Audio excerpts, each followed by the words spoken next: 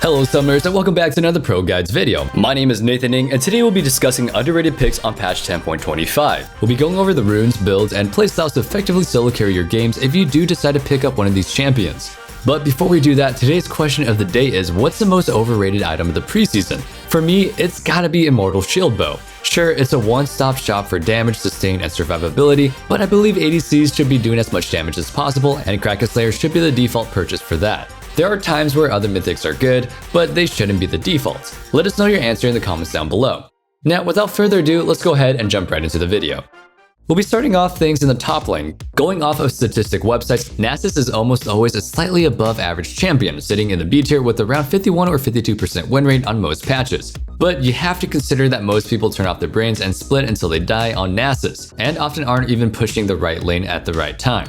When you apply some map awareness and macro, Nasus is actually pretty strong. The first step to making this doggo work is to make sure that you build him right. TLDR, if you aren't abusing Divine Sunderer, then you're doing it wrong.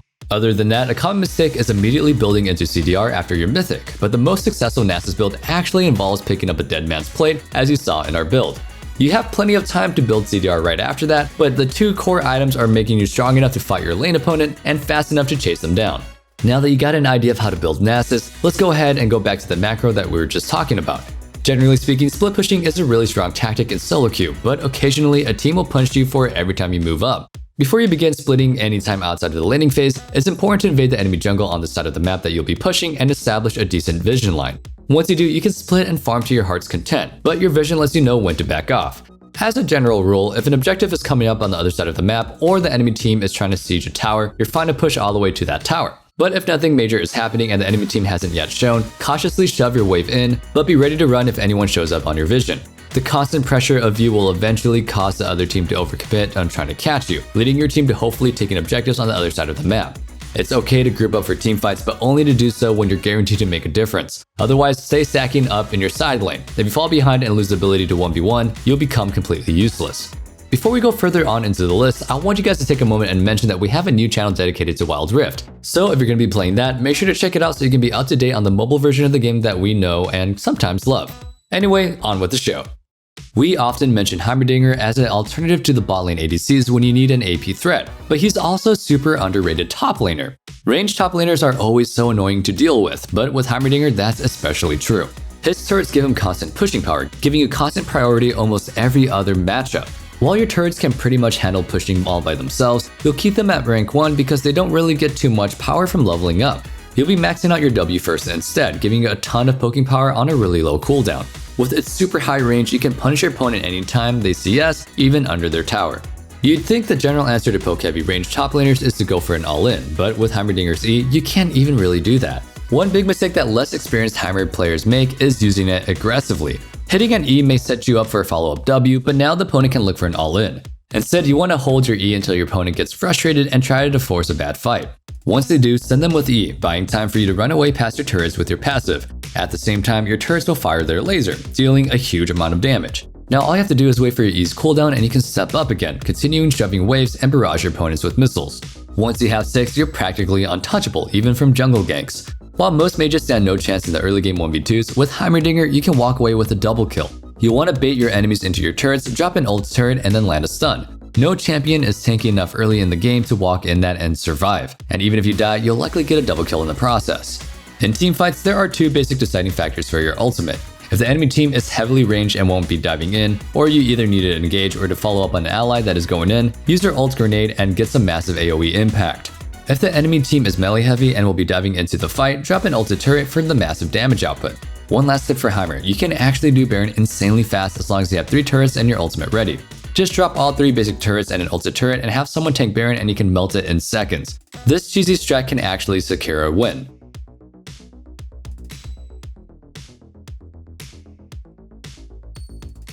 Despite showing up in under 1% of all games, Skarner has been doing super well with the new items. While before, even if Skarner wanted to rush Righteous Glory, he had to go through the process of building a jungle item first. And with those out of the game, he can now build straight into Turbo Chem Tank, letting you make picks with your ults often and consistently. One quick thing, while it is core for many players to rely on it for making picks, you don't have to build Chem Tank. If the team is more melee heavy and you're likely going to be straight dueling than looking for picks, Divine Sunderer is an amazing choice for that, especially if there are tanky targets. Items aside, Skarner's kit itself is completely enabled by his passive. This is probably a big reason why so many people underrate this champion. If you aren't fighting in his spires, he feels like a super minion. But once he does have that movement speed and attack speed buff, you can't actually escape him, and you definitely can't fight him on his home territory. Your Q also gives you constant DPS, with the constant empowered Q damage making you an insane duelist. Even more so if you did opt for the Divine Sunderer, since it gives constant Spellblade procs. Your W's shield pretty much prevents all HP loss in your jungle clear, while in fights it can add a huge amount to both your tankiness and catch potential.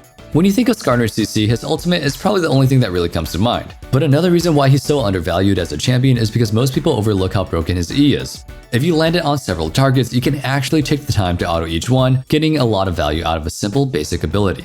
That said, Skarner's ultimate is still why you pick him over other tanks. I mean, he quite literally stings. While the others are focused on locking down or disrupting the enemy team, Skarner is more like a guaranteed hook champ.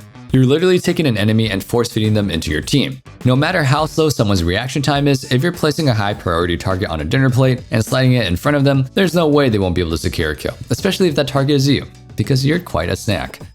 Our second jungler is Kindred. While she may have a negative win rate, that's only because the majority of people don't really know how to build her. With marksman items being buffed recently, it's easy to fall into the trap of Kraken Slayer into full crit. The better build for all intents and purposes is actually rushing the Collector, then Trinity Force second, and then Ravenous Hydra third. This gives you a really good power curve, with all the components of the Collector being really good for early game and Trinity Force providing all the attack speed that you need via the Mythic passive. The first thing that you'll need to learn with Kindred is how to stack up your passive. Early game, Kindred's range is fine for what you're looking to do, but as you progress into the game, you want to have those passive stacks for team fighting. It seems that higher range makes it easier to get off your damage, but without actually being close to danger. Who would have thought? On top of that, it buffs up your other abilities, so learning how to get your stacks quickly and efficiently is super key to Kindred. If you struggle with this, be sure to visit ProGuides.com and hit up one of our coaches. They're super lonely, and they're really good at the game. Your Q is an extremely versatile ability. The attack speed just from using it can help shred through champions and camps alike. But the biggest thing is the mobility that it provides. That little hop can help you jump over walls to stealthily invade the enemy jungle, retreat or pursue in a fight, or just reposition to dodge skill shots and get more damage in a skirmish or a team fight. W's massive area effect can actually be super easy for the enemy team to underestimate, since it's actually somewhat hard to notice and it does all this damage over time. I've seen it do well over 1,000 damage to a target before they even noticed and they got out of the circle. Aside from its damage, the fact that it massively lowers Q's cooldown is huge and makes fighting in your W a super important part of making Kindred work. Just make sure that you aren't kiting out of the circle or it'll expire. Kindred's E is easy enough to land being a point and click, but make sure you're putting a little bit of thought into using it. One big mistake I see all the time is that people use it right away on a target that they're dueling. To get the most out of it, you want to use it after you got that target low, making the most out of the execute damage. However, if the opponent is retreating, use it early for the slow. Kindred's ultimate may seem kind of self-explanatory. When you or an ally is going to die, you can use it to save them. But you do want to think a little bit deeper than that. I've seen a ton of times where Kindred is about to die, so they ultimate, only to save the high priority enemy target or even the entire enemy team from something like a Vlad or a Karthus ult. Don't be that Kindred. Here's a couple of other tips for using Kindred's ult well. 1. If Baron is going to be done and there's going to be a smite fight, you can throw it down preventing Baron from dying. Often, the enemy jungler will try to smite Baron, wasting their cooldown. Tip number 2. When you're fighting an enemy champion in your ultimate and once they have their HP down to the minimum allowed, use your E on them, auto attack twice, and then stop attacking. As soon as your ultimate is about to expire, time your third hit on them so it hits them right away as the zone fades away. This will almost always lead to you coming out on top.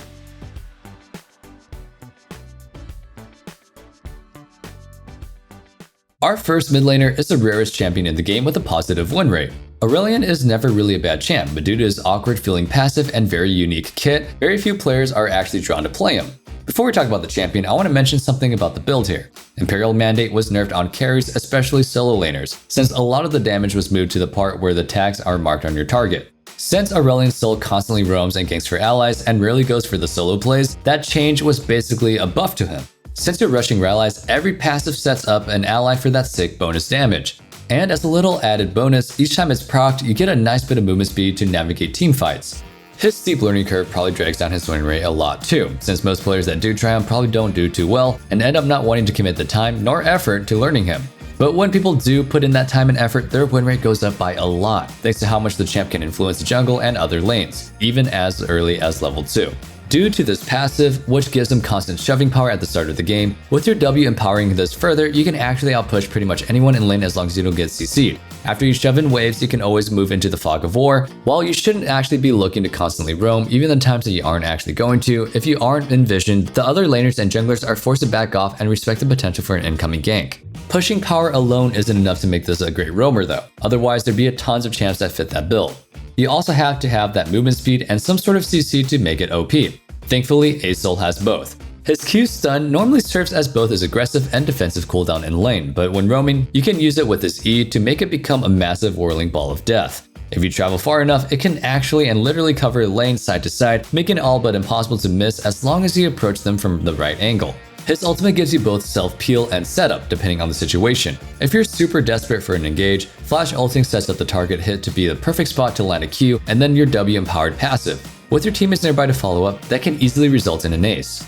Assassins are thriving in the preseason, but even before the new items, there's always been one or two of them at top. Zed spent almost all of Season 10 at or near the top of the charts. This is only because it takes only one mistake for an assassin to get a lead, and usually they can snowball it with just a single kill, especially in the lower elos. If you, like me, hate dealing with all that pressure, next time you see an enemy pick an assassin mid, I offer you a solution: Mid Sion. We're going to be talking about his abilities under the assumption that you're playing him as a counter to those champions. Generally, when you're picking a counter pick, it means picking something that will bully or even kill the other laner, but in this case, you're just looking to safely lane against the assassin, preventing their snowball and outscaling them as you become more useful in the later games and in teamfights, since you're extremely tanky, have engage, and have a ton of CC. And if you manage to die as Sion, the assassins will probably use other cooldowns to do so, meaning that your passive is literally to die for, and you could beat the crap out of them. His Q lets him clear his minion waves fast since it covers such a big patch of area. All of these melee assassins can't even step up to contest it. And with your W's passive, the more you farm, the tankier you get, making it harder and harder for your opponent to take the winning trade on you. In the event they do attempt to take that trade, you'll soak up a lot of their upfront damage with your W shield and return damage back to them with your E and Q. Despite being a tank, Sion does a lot of damage. So basically, whether you're farming it for free stats or beating up your opponent, it's a win-win situation. Once you have your ultimate, you can look to affect the rest of the map a little bit. For example, you can actually and pretty much constantly and instantly react to the fight near Scuttle Crab or Dragon. Or you can recall, lane gank bot with your ultimate and teleport back to mid. Outside of laning phase, you'll probably always be more useful than an assassin that didn't snowball early, as long as you're proactive with your ultimates.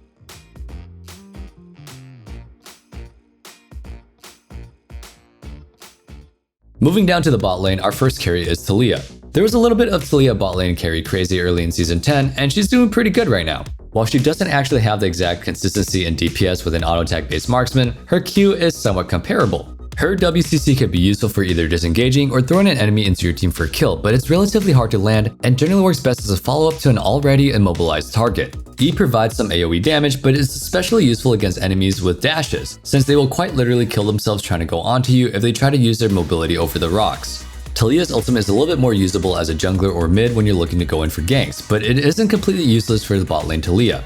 You can rotate to fights fast and use it to come back to lane quicker to reset, or you can even gank your own lane, using the ultimate to cut off immobile champions without flash, and your support and jungler can easily move in for the engage.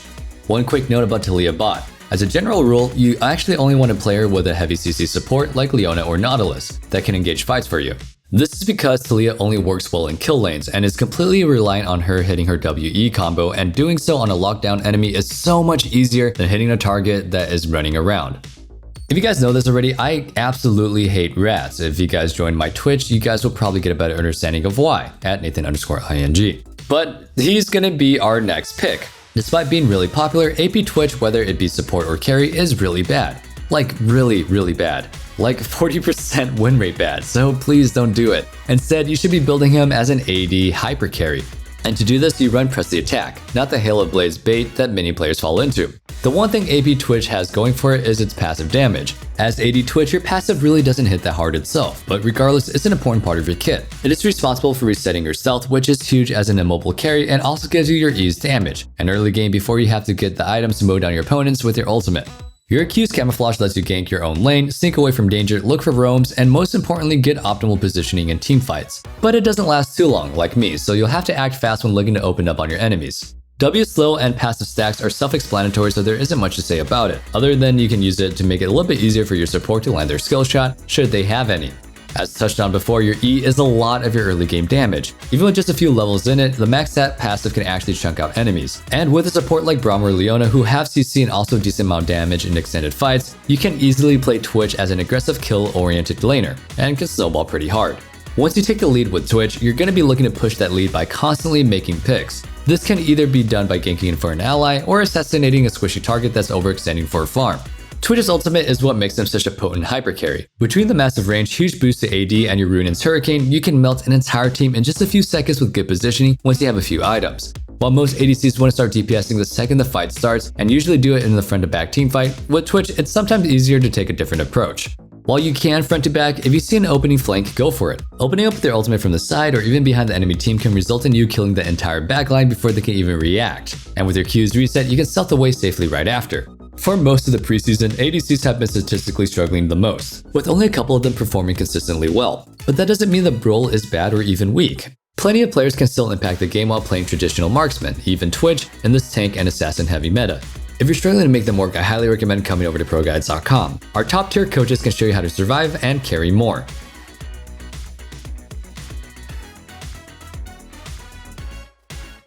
Now for the supports, we have somebody that is quite dazzling. We have Taric.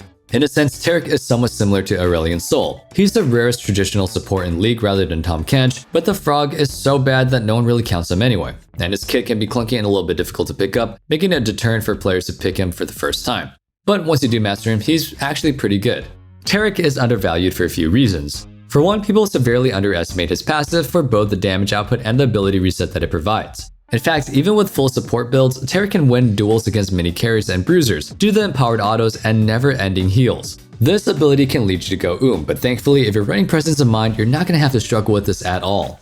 Your individual's Q may not heal a ton, but the fact that it's so spammable and it's AoE and being cast on the Bastion target means that it can really add up to the course of the fight.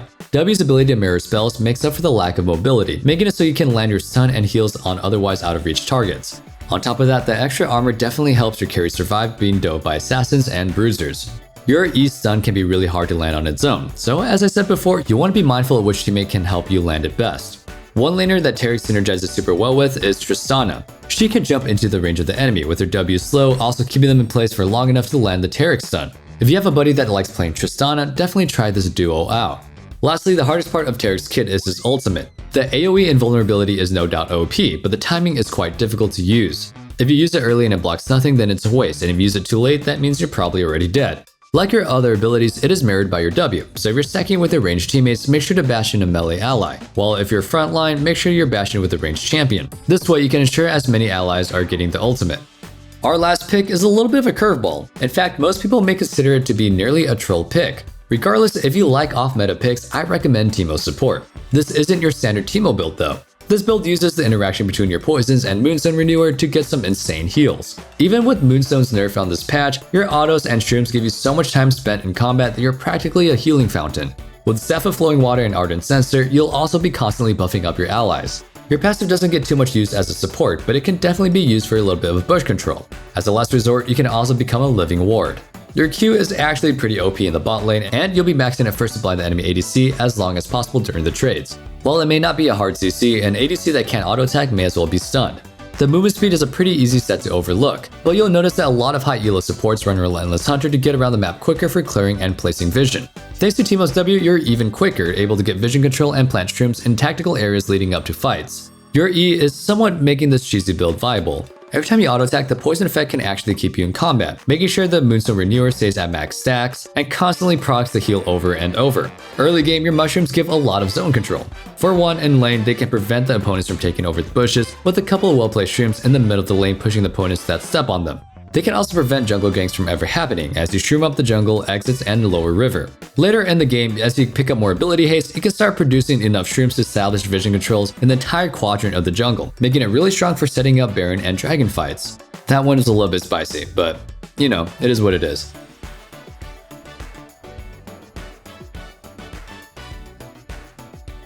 And that wraps up things for our underrated champions on 10.25. Make sure to let us know what item you think is overrated in the comment section down below, as we really do love hearing what you have to say. I can't wait to see you guys back in the next video, but if you want to play games with me, I'm actually going to be streaming on Twitch from 6 to 8 p.m. on Monday, Wednesdays, and Fridays, and Wednesday I'll be playing League of Legends with the ProGuides community. So go ahead and hit me up in that time. Until then, good luck on the Rift, stay safe, stay healthy, and have a wonderful day. Peace.